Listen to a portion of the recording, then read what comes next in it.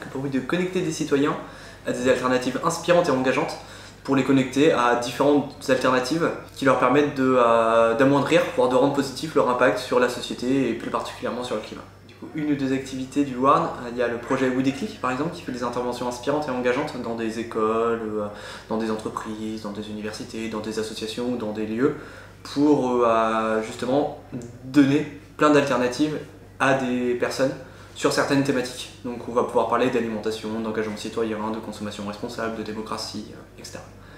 Et sinon, donc, il y a un autre projet qui me tient particulièrement à cœur qui s'appelle le WeWARN, qui est un projet de week-end qui a pour but d'être un genre de festival des solutions, où là, plutôt que de présenter des solutions aux gens, on va leur faire vivre les solutions.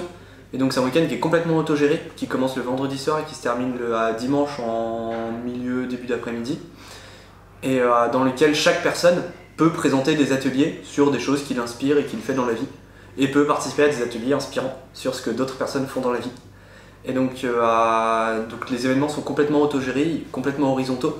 Donc à partir du moment où l'événement commence, il n'y a plus qu'un seul groupe de participants, il n'y a pas d'intervenant extérieur, il n'y a pas de prestataire qui va venir faire telle ou telle chose, il n'y a personne pour faire le ménage derrière les participants, c'est les participants qui s'organisent ensemble pour s'occuper de tout le week-end.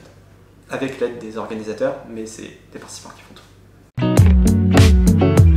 Alors pourquoi cet engagement? Le WARN, ça veut dire We Are Ready Now.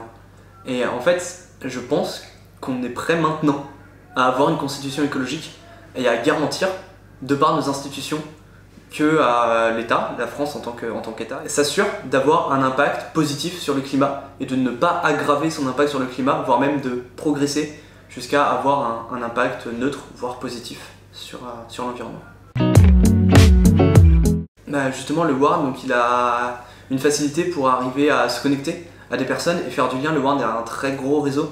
On connaît beaucoup de gens partout dans la France et quand on organise assez régulièrement de gros événements. Et justement, c'est cet aspect mobilisation, fédération, connexion à des personnes. On a des gens dans le WARN qui ont énormément de réseaux. Je pense par exemple à Leslie, que vous avez déjà interviewé, qui connaît des gens partout. Par exemple, juste pas plus tard qu'hier, on a reçu un message sur Facebook de quelqu'un qui nous disait est-ce qu'il n'y a pas des Warner à Montpellier? Et genre, même pas 10 minutes après, il sait qu'il dit tiens, prends contact avec lui de Saint-Cyr, il est à Montpellier en ce moment.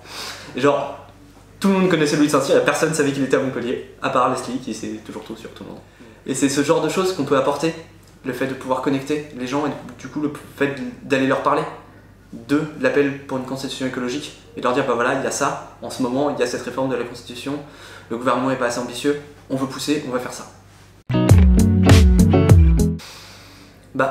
Comme je disais, ça indique que en fait maintenant on est prêt et notre monde, c'est un monde qui est vieux, qui est dépassé et on nous a présenté il n'y a pas très longtemps un nouveau monde et je trouve que ce monde il n'est pas si nouveau que ça et justement il est temps de laisser la place aux jeunes et c'est d'ailleurs pour ça que notre affaire à tous a fait appel à beaucoup d'associations jeunes aussi pour justement mobiliser la jeunesse et dire voilà, c'est une proposition forte de la jeunesse et la jeunesse elle veut ça et en fait c'est notre planète.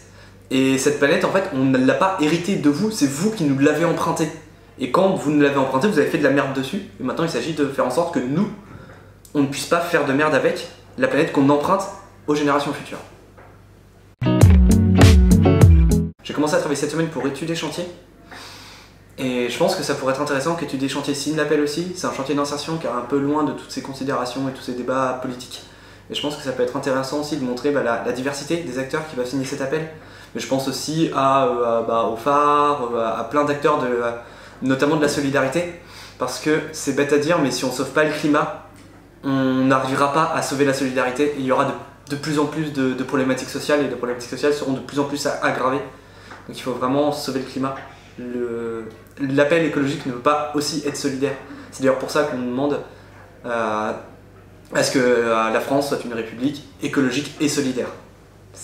Ça n'a pas de sens de dissocier les deux, j'aimerais bien mobiliser des acteurs de la solidarité autour de cet appel.